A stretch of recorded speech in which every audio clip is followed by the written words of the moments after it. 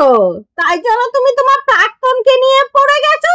না হলে তুমি তোমার প্রাক্তনকে ঘুরেও তাকাও না, না মেয়ের অভাব হয়ে গেছে, তা না হলে প্রাক্তন প্রাক্তন প্রাক্তন করে বেড়াচ্ছ। তোমার প্রাক্তনের মুখে তো তোমার নামে একটা টু শব্দ নেই, তাহলে তোমার মুখে এত প্রাক্তনকে নিয়ে কথা কিসের?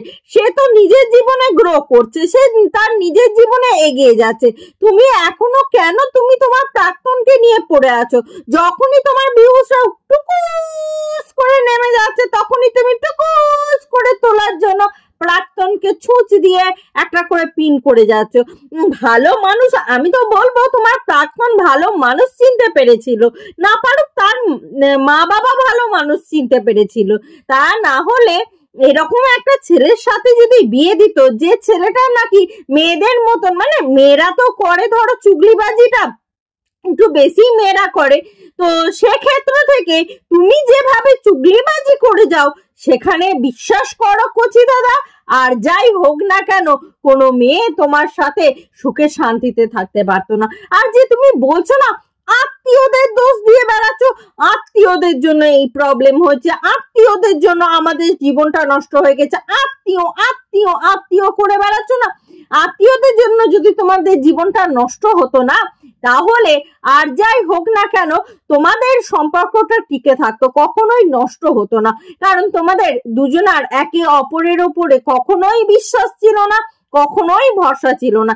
একবার বলছো তোমার প্রাক্তন তোমাকে সন্দেহ করত, দিনের পর দিন তোমাকে সন্দেহ করত, এর সাথে মেলামেশা, ওর সাথে মেলামেশা, যার সাথে মেলামেশা করত সন্দেহ করত। আবার এখন বলছো আত্মীয়রা তোমার মানে প্রাক্তনের মা বাবার কান ভাঙিয়েছে, প্রাক্তনীর কান ভাঙিয়েছে। আসল ব্যাপারটা কি?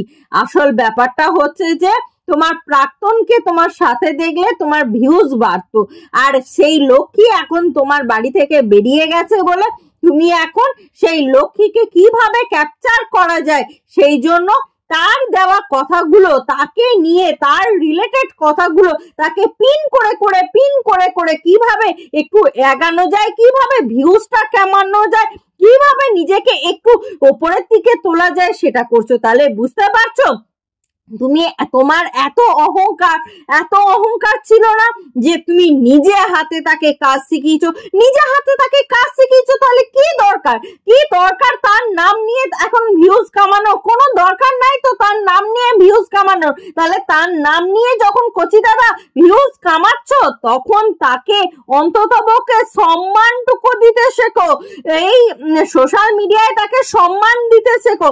আর বড়াই করো না যে নিজে হাতে কাজ শিখেছি, কেউ কাউকে নিজে হাতে কাজ শেখায় না। শোনো, যে যার কাজ সে তার নিজেই আপনা আপনি শেখায়, কোনো বাচ্চা ছেলে নয় বা দুধ পিঠা বাচ্চা নয় যে তাকে নিজে হাতে শিখিয়ে দিতে হবে। যথেষ্ট আপডেটেড ছেলে মেয়ে এখন, আর কলেজে পড়ছে সে, তার সাথে সাথে একটা জবও করছে, তাকে হাতে ধরে শিখিয়ে দেওয়ার কোনো দরকার নেই, সে নিজেই শিখতে পারবে। হ্যাঁ, তোমার সান্নিধ্যে ছিল, তোমার কাছে দেখে শিখেছে। তা না হলে তার যদি ইচ্ছা হতো, এখন সোশ্যাল মিডিয়ায় সব টেক চ্যানেল গুলো কি তাহলে এমনি আঙুল চুষছে নাকি? সবাই যদি তোমার কাছে থেকে শিখবে তাহলে যত সব ধ্যানরামও বানাতে চলে